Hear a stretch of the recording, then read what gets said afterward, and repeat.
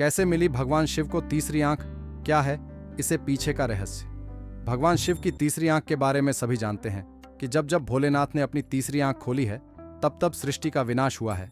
या फिर यह भी कहा जा सकता है कि भगवान शिव अपनी तीसरी आंख अधिक क्रोधित होने पर ही खोलते हैं। आज की इस वीडियो में हम उस कहानी के बारे में जानेंगे जिसमें शंकर जी की तीसरी आंख कैसे उत्पन्न हुई का उल्लेख है।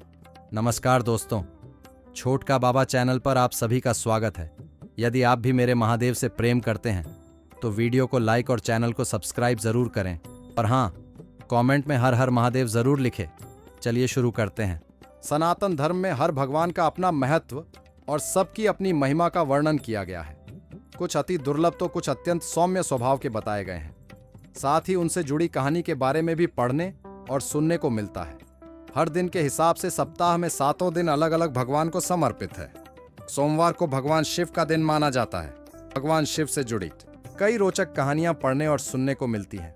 आज की इस वीडियो में हम उस कहानी के बारे में जानेंगे जिसमें शंकर जी की तीसरी आंख कैसे उत्पन्न हुई का उल्लेख है।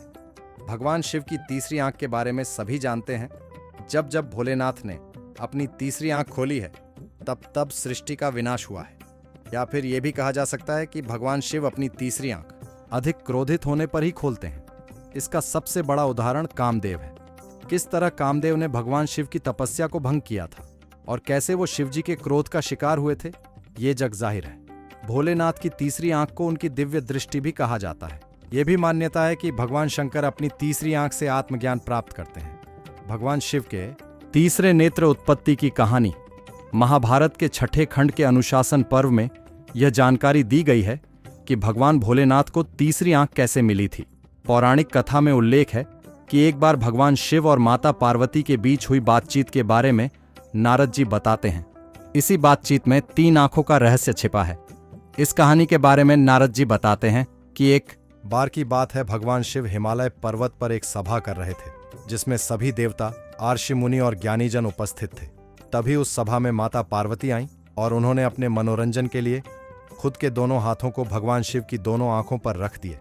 जैसे ही माता पार्वती ने भगवान शिव की आंखों को ढका, सृष्टि में अंधेरा हो गया। ऐसा लगा मानो सूर्य देव की कोई अहमियत ही नहीं है। इसके बाद धरती पर मौजूद सभी प्राणियों में खलबली मच गई। संसार की यह हालत देखकर भगवान शिव व्याकुल हो उठे और उसी समय उन्होंने अपने अपने माथे पर एक ज्योतिपुंज प्रकट किया जो भगवान शिव की तीसरी आंख बनकर सामने आई। बाद में माता पार्वती के पूछने पर भगवान शिव ने उन्हें बताया कि अगर वो ऐसा नहीं करते तो संसार का नाश हो जाता, क्योंकि उनकी आंखें ही जगत की पालनहार है, सत्य, तम और रजोगुण का प्रतीक। शिव जी के तीनों नेत्र अलग अलग गुणों के प्रतीक हैं, जिसमें दाएं नेत्र सत्वगुण और बाएं नेत्र रजोगुण, तीसरे नेत्र में तमोगुण का वास है।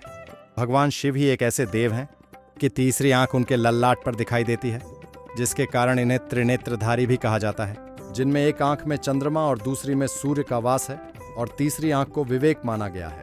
शिव जी के मस्तक पर दोनों भौहों के मध्य विराजमान उनका तीसरा नेत्र उनकी एक विशिष्ट पहचान बनाता है। भूत, वर्तमान और भविष्य का वास।